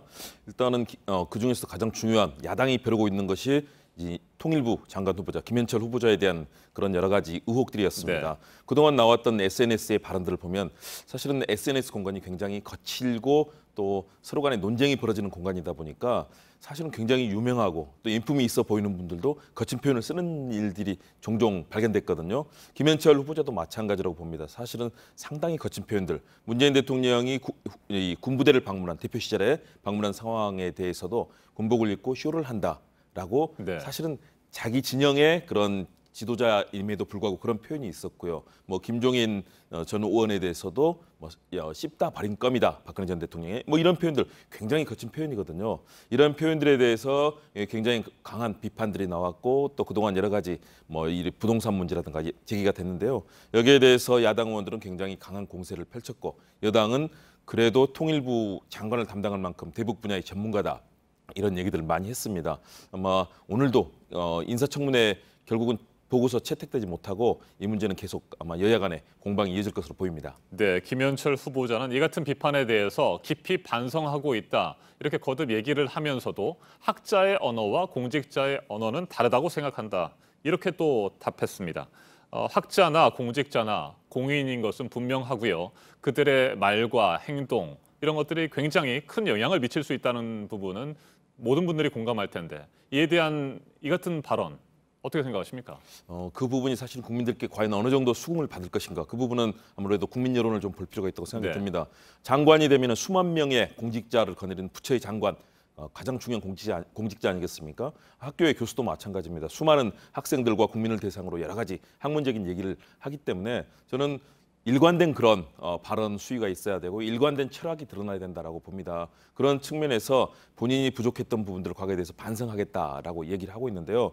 이 부분은 그동안의 발언들에 대해서 과연 지금의 심정은 어떤 것인지 그 부분을 좀 더 입체적으로 비교를 할 필요가 있고요. 대신에 저는 일단은 공인이 되겠다는 사람은 최소한도 그런 일관된 네. 철학과 깊이 있는 그리고 국민에 대한 예의를 갖춘 그런 발언을 할 필요는 있다는 기본적인 인식은 아마 다들 하시리라고 믿습니다. 네, 부동산 거래 과정에서 다운 계약서를 작성한 사례도 여러 차례 드러났습니다. 이 부분은 어떻게 보십니까? 이제 2006년 전에 사실은 이제 이런 일이라고 해서 본인은 거기에 대해서 사과를 하면서도 앞으로 이제 이 부분을 살피겠다라고 했는데요. 역시 우리 사회에 그동안 나왔던 과거에 이명박 정부, 박근혜 정부 그리고 문재인 정부까지 대부분의 공직자 모두가 다 이런 흠결들을 가지고 있었습니다. 네. 이런 부분에 대해서는 좀 더 종합적인 대책이 필요할 것으로 보이고요. 이런 부동산 관련 문제에 대해서도 최소한 법을 어기지 않았더라도 이런 국민들의 눈높이에 맞는 그런 본인의 관리가 필요했었다라고 보여지고요. 그런 측면에서 지금까지 이루어지고 있는 이런 인사청문회 제도 자체에 대해서도 사실은 다시 한번 전체적인 검증이 필요하다. 지난번에 문희상 국회의장이 그런 얘기를 했습니다. 도덕성 검증과 신상털기에만 치중하다 보니까 정책 검증은 제대로 되지 않고 있다. 네. 그리고 우리 청문회 제도도 사실은 지금은 국회에서 짧은 기간의 인사청문회에서만 검증이 되거든요. 외국처럼 미국 같은 경우는 FBI, 연방수사국에서 사전에 여러 가지 범죄라든가 중요한 것들을 거르고 실제 정책 검증이 이루어지거든요. 우리도 이런 실제 과정들을 이 법적인 조치라든가 이런 부분은 경찰이라든가 이런 쪽에서 수사를 맡아서 법적인 문제를 다뤄주고 그 사람이 살아왔던 길이라든가 또 정책 능력 이런 부분들을 검증할 수 있는 제도 개선의 필요성이 그동안 많이 얘기를 했었는데 아직도 되지 않고 있습니다. 지금 아마 여야 간의 공방 때문에 쉽지는 않겠지만 국회에서 빠르게 이런 인사제도 이 검증 시스템 자체를 좀 개선할 필요가 있어 보입니다. 네, 청와대 인사 검증 시스템에 대해서도 분명히 짚어볼 필요가 있을 것 같습니다. 그동안 기회가 있을 때마다 여러 차례 강력한 기준들을 제시하지 않았습니까? 그런데 실제로 이런 인사청문회가 열릴 때마다 거듭 제기되는 문제점들은 계속해서 반복되는 문제들입니다. 어떻게 보십니까? 그러니까요. 그렇기 때문에 이런 문제들에 있어서는 저는 명백한 기준을 세웠다면 그 기준에 맞게 처리를 해야 된다고 판단이 됩니다. 그런데 지금 청와대에서 이렇게 기준을 세워놓고도 그 눈높이에 맞지 못하는 인사 시스템에서 걸러지지 못하거나 또는 여야 간의 이런 대치 때문에 이런 상황을 이용해서 또 충분하게 10일과 20일이라는 이 대통령의 재송부 기간까지 포함한다면 그 이후에는 또 대통령 임명을 할 수 있지 않습니까? 이런 시스템의 문제는 반드시 걸러져야 된다. 그리고 명확한 공직자의 그런 도덕성과 또 처신 그리고 정책에 대한 능력은 국민들의 눈높이에 맞도록 이 법적인 시스템을 바꿔야 된다. 그렇기 때문에 저는 이번 인사청문회 과정에서 나타났던 문제점을 종합해서 이번 문희상 국회의장이 제기했던 문제들 함께 논의해서 국회에서 빠르게 이 부분을 바꿔야 되지 않을까 생각을 합니다. 네, 문성혁 해양수산부 장관 후보자, 박양호 문화체육관광부 장관 후보자에 대한 인사청문회도 어제 열렸는데 이 부분도 간단히 살펴볼까요? 그렇죠. 박양호 후보자의 경우는 CJ ENM이라고 하는 그래서 문화예술 분야를 다루는 그런 기업의 사회이사를 했습니다. 그것이 문체부 장관으로서 문화 역할을 하는 이 우리 대한민국 최고의 공직기관의 장으로서 아무래도 이해관계가 충돌할 수 있는 부분이 있다라는 측면들 그리고 여러 가지 부동산 문제라든가 또는 논문의 문제 이런 부분들이 제기가 됐고요. 또 문성혁 이제 후보자 세계 해사대학 해양 분야의 전문가이면 틀림없습니다. 해양 항만 경제학, 항만 경제학 분야의 박사학위를 가지고 있고 평생 이쪽 분야의 전문가로 또 국제적인 활동을 하지 않았습니까? 그런 전문성은 검증이 됐더라도 자녀의 채용에 대한 특혜 의혹이라든가 또 논문 문제 여러 가지 의혹들이 제기가 됐습니다. 이 부분에 대해서 본인은 만일의 경우 이것이 불법이라면 사퇴하겠다라는 입장까지 내놓았습니다. 그런 입장들이 나와 있지만 저는 여기서도 마찬가지라고 봅니다. 야당은 명확한 근거를 제시해서 불법을 제대로 밝혀내고 그것을 낙마에 이른다면 그 부분에 대해서는 명백하게 정치적인 그런 과정들을 통해서 낙마를 시켜야 되는 거고요. 여당도 공직자의 역할에 대해서 충분한 검증을 해야 되는데 지금은 여야 간의 공방정 야당은 거의 대부분 다 낙마시키겠다는 그런 자세고 여당은 다 지키겠다는 자세거든요. 여당과 야당, 국민의 눈높이에 맞는 그런 공직자를 선정한다. 그리고 그런 역할을 할 수 있도록 좀 시스템을 만들어주는 것. 이번엔 정말 국회에서 고민할 필요가 있다고 봅니다. 네, 오늘도 3명의 장관 후보자에 대한 인사청문회가 진행이 되는데 어떤 부분이 가장 쟁점이 될 것으로 보십니까? 역시 김현철 통일부 장관 후보자와 함께 야당에서 특히 자유한국당에서 벼르고 있는 건 박영선 중기벤처부 장관 후보자입니다. 국회에서 여러 가지 그동안의 인사청문회 때마다 상대 후보자들에 대한 정말 저격수다라고 할 정도로 여러 가지 그런 아주 꼼꼼하고 또 상대에 대해서 날이선 공격을 펼쳤었거든요. 이번에는 본인이 이제 그걸 맞닥뜨리는 입장이 됐는데 아들의 이중 국적 문제가 있습니다. 과거에 서울시장 출마하겠다고 했을 때 당시에도 이 문제가 논란이 됐었는데요. 일단은 아들의 문제는 본인이 병역을 이행하겠다라는 입장을 내놓아서 법적으로는 문제가 없지만 그러나 대한민국 공직자로서 자녀가 이중 국적을 갖고 있다는 문제 이 부분은 아무래도 역시 우리 국민들의 법 감정에는 또 맞지 않을 수 있거든요.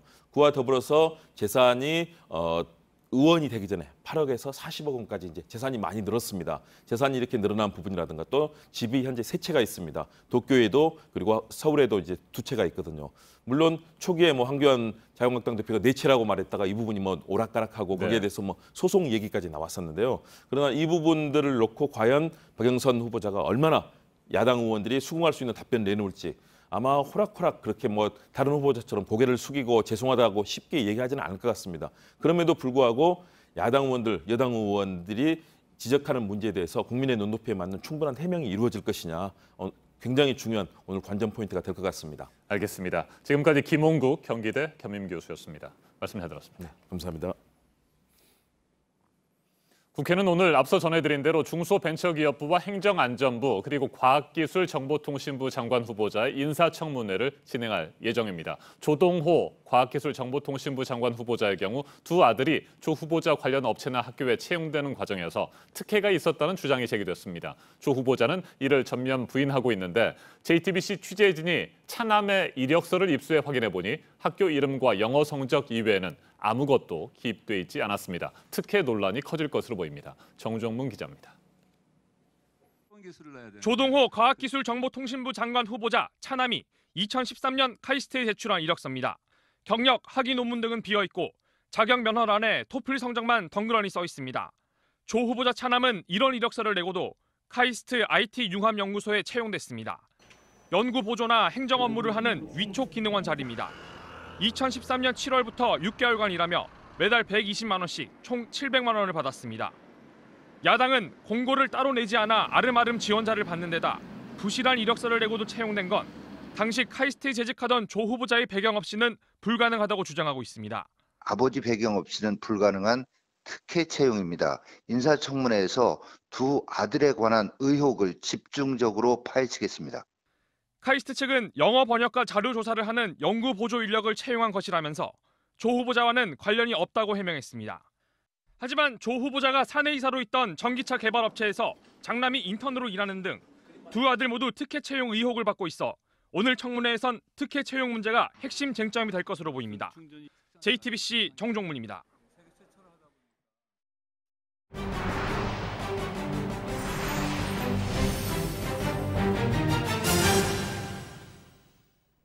스마트폰으로 동영상 보는 분들 계실 텐데요. 요즘은 영상을 다운받지 않고 인터넷에 접속한 채로 바로 보는 스트리밍 서비스가 인기입니다. 미국의 애플이 스트리밍 유료 서비스 시장에 진출하겠다고 했습니다. 넷플릭스라는 강자가 있는 시장이라 쫓고 쫓기는 격전이 예상됩니다. 심지어 뉴욕 특파원입니다. So we partnered with the most thoughtful, accomplished, and award-winning group to create a new service unlike anything that's been done before. 애플 최고 경영자인 팀 쿡의 뒤로 애플 TV 플러스라는 로고가 뜹니다. 동영상 스트리밍 서비스 시장에 애플이 도전장을 내민 것입니다. 이 시장은 넷플릭스에 이어 아마존과 디즈니, AT&T 등 IT 공룡들이 속속 진출한 격전장입니다. 스트리밍 시장은 매년 30% 이상씩 급성장하고 있습니다. 지난해 글로벌 스트리밍 서비스 시장 규모는 426억 달러, 우리 돈 48조 3천억 원입니다. 처음으로 글로벌 박스 오피스 매출을 추월했습니다. 데이터 전송 속도가 빨라지면서 굳이 다운받지 않아도 동영상을 끊김없이 볼 수 있게 된 것이 급속 성장의 배경입니다. 현재 시장 1위는 전 세계 1억 4천만 명의 구독자를 보유 중인 넷플릭스입니다. 애플은 전 세계에 깔린 14억대 아이폰, 아이패드를 믿고 이 시장에 뛰어들었습니다. 일단 시장의 반응은 차갑습니다. 발표 당일 뉴욕 증시에서 애플 주가는 1.21% 떨어진 반면 넷플릭스는 소폭 상승했습니다. 애플이 확보한 동영상 콘텐츠가 턱없이 부족하다는 평가 때문입니다. 뉴욕에서 JTBC 심조우입니다. 터키 인근 해안에서 난민선이 침몰해 4명이 숨졌습니다. 배는 이란과 아프가니스탄 난민 15명을 태우고 그리스로 향하던 중이었는데요. 터키 북서부 해안에서 알 수 없는 이유로 침몰했습니다. 11명이 구조돼 병원으로 옮겨졌는데요. 아기를 포함해 4명은 인근 해상에서 숨진 채 발견됐습니다. 이로부터 불과 몇 시간 뒤 아프간 난민 40여 명을 태운 배가 붙잡히기도 했는데요. 끊이지 않는 난민선 사고에 우려의 목소리가 커지고 있습니다. 미 오하이오주에서 위험천만한 추격전이 벌어졌습니다. 썬팅 차량 단속이 추격전의 시작이 됐는데요. 이 차량 경찰차와 경찰들이 사방을 막아섰는데도 막무가내입니다. 경찰차로 충돌해 멈춰보려고 해도 쉽지 않은데요. 차의 뒤가 완전히 찌그러졌는데도 광란의 질주를 멈추지 않습니다. 경찰의 끈질긴 추격전 끝에 결국 붙잡힌 운전자. 대체 왜 그렇게 질주를 했느냐고 물어보니 직장에 늦어서 그랬다며 황당한 대답을 했습니다. 경찰은 이번 사건을 중범죄로 보고 처벌할 예정이라고 밝혔습니다. 태국 방콕에 손님이 끊이지 않는 카페가 있는데요. 커피의 맛 때문이 아니라 카페를 지키고 있는 특별한 친구들 때문이라고 합니다. 짧은 다리에 털이 북슬북슬한 동그란 엉덩이. 주인공은 바로 귀여운 외식코기들입니다. 이 카페에서는 총 12마리의 외식코기들이 마음껏 뛰어놀며 살고 있는데요. 손님들은 커피는 뒷전이고 발랄한 강아지들과 놀기에 바쁩니다. 이 친구들 덕분에 카페는 금방 유명해져 손님이 끊이지 않는다고 하는데요. 강아지들과 1시간을 함께 놀기 위해서는 11달러, 우리 돈으로 약 12,000원을 내야 한다고 합니다. 거대한 악어가 제 집 안방을 걷듯 느긋하게 걸어옵니다. 미국 조지아주의 한 골프장인데요. 사람들은 악어를 만날 마음의 준비가 전혀 안 된 것 같지만 악어는 상관없다는 듯 홀 근처에 떡하니 자리를 잡았습니다. 그렇게 잠시 얌전히 앉아있던 악어는 곧 연못으로 들어갔는데요. 영상을 촬영한 남성은 뜻밖의 구경꾼을 앞에 두고 차마 공을 치진 못했다며 아찔한 소감을 전했습니다.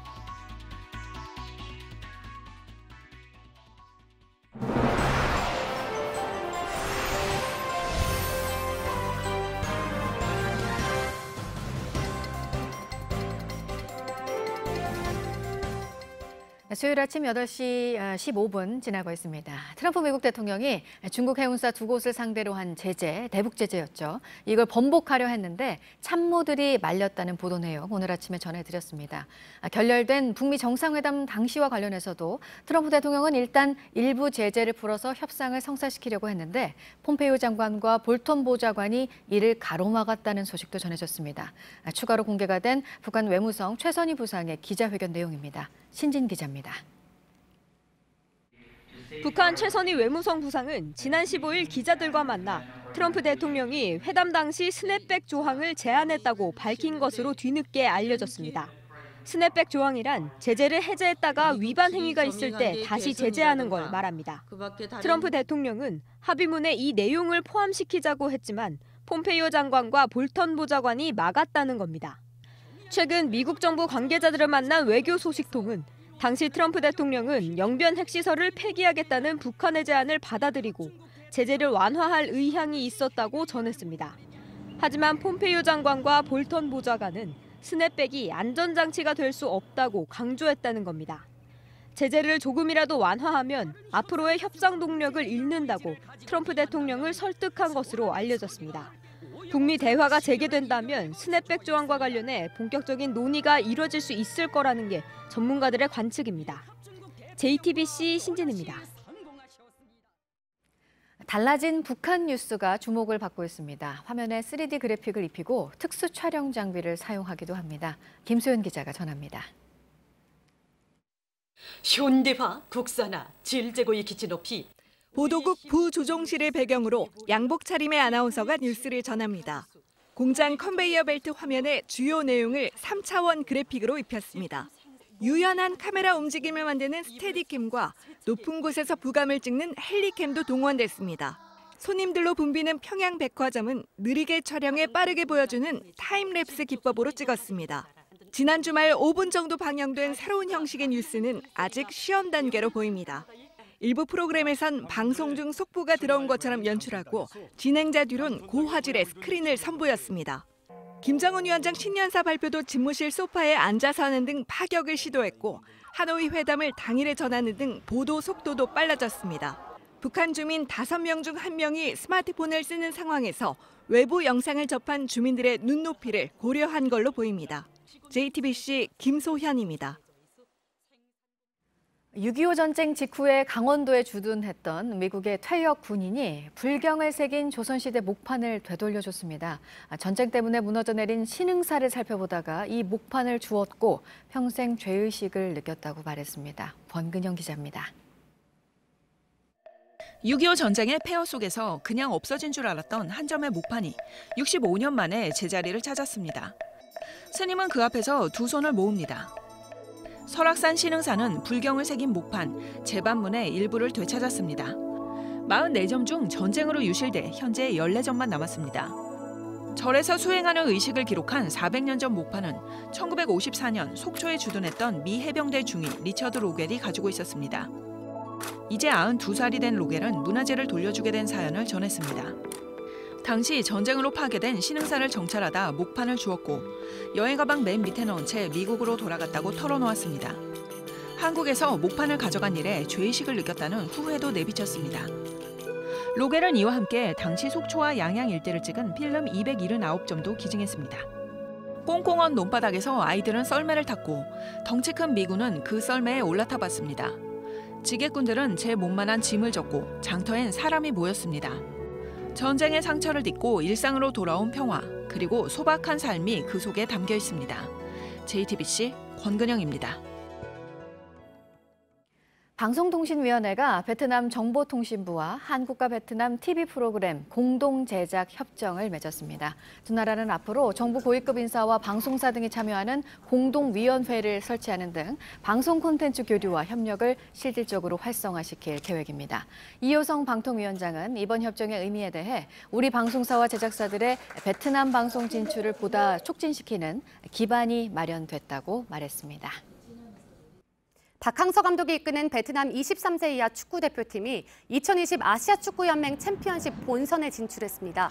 베트남은 어젯밤 하노이 미딘 국립경기장에서 열린 조별리그 예선 3차전에서 태국의 4대0 대승을 거뒀습니다. 앞서 1차전에서 브루나이를 6대0으로 완파한 데 이어 2차전에서는 인도네시아를 1대0으로 이기며 무실점 3연승으로 조 1위에 올랐습니다. 미딘 국립경기장에는 4만 관중이 자리를 가득 메웠고 관중석에는 박항서를 사랑한다는 문구가 적힌 플래카드가 등장했습니다. 남자 프로배구 현대캐피탈이 어제 천안 유관순체육관에서 열린 2018-2019 V리그 챔피언 결정전 3차전에서 대한항공을 세트스코어 3대1로 이기고 2년 만에 챔프전 정상에 올랐습니다. 현대캐피탈은 플레이오프에서 우리카드를 제압한 데 이어 챔프전에서도 대한항공을 3연승으로 꺾으며 통산 4번째 챔프전 우승을 차지했습니다. 남자 프로농구 창원 LG가 2경기 연속 역전승을 거두며 4강 플레이오프 진출에 1승만을 남겼습니다. LG는 어제 창원에서 열린 6강 플레이오프 2차전에서 부산 KT를 88대 84로 이겼습니다. 4쿼터 초반에 11점 차까지 끌려갔지만 김종규와 메이스의 활약으로 막판 역전에 성공했습니다.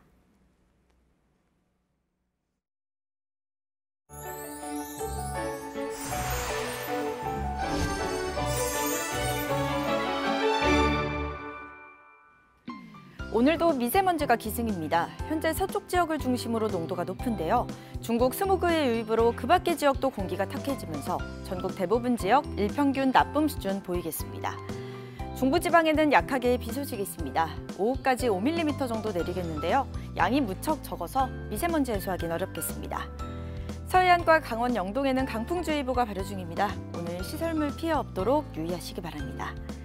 낮 동안 포근하겠습니다. 서울이 15도, 전주는 20도, 대구는 23도까지 오르겠습니다. 북한도 평양 지역 16도까지 오르겠지만 북쪽 지방은 비나 눈 소식으로 비교적 기온이 낮겠습니다. 내일도 미세먼지 농도가 높겠습니다. 새벽부터 아침 사이 동해안과 제주에는 비나 눈 소식이 있습니다. 기상정보였습니다.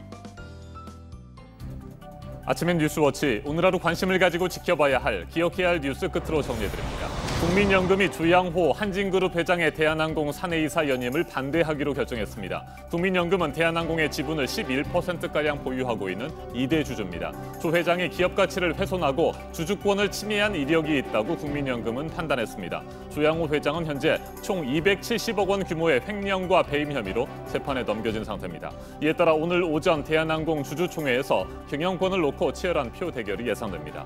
국민연금은 오늘 주주총회가 열리는 SK의 최태원 회장 사내이사 선임 안건도 반대하기로 결정했습니다. 트럼프 미국 대통령이 언급을 하면서 혼선이 빚어졌던 철화를 하겠다는 대북 제재는 전날 재무부가 발표한 중국 해운사에 대한 제재였다는 보도가 나왔습니다. 이미 발표가 된 제재를 번복하려는 걸 참모들이 설득했다고 블룸버그 통신이 전했습니다. 지난달 주 스페인 북한 대사관에 침입했던 괴한들이 멕시코와 미국, 한국 국적자이며 범행 이후 미국 연방수사국 FBI와 접촉했다고 스페인 법원이 밝혔습니다. 괴한들은 자신들이 북한의 해방을 위해 활동하는 인권단체 소속이라고 주장했습니다. 문재인 정부 2기 내각에 대한 인사청문회 오늘 마지막 날 진영 행정안전부, 조동호 과학기술정보통신부, 박영선 중소벤처기업부 장관 후보자에 대해 진행이 됩니다. 진영 후보자는 부동산 투기 의혹, 조동호 후보자는 아들 특혜 채용 의혹, 박영선 후보자에 대해서는 세금 지각 납부와 아들 이중 국적 문제 등이 집중적으로 검증이 될 것으로 보입니다. 오늘 전해드릴 소식은 여기까지입니다. 이상으로 JTBC 뉴스 아침엔 수요일 순서 모두 마치겠습니다. 건강한 하루 보내시기 바랍니다. 고맙습니다.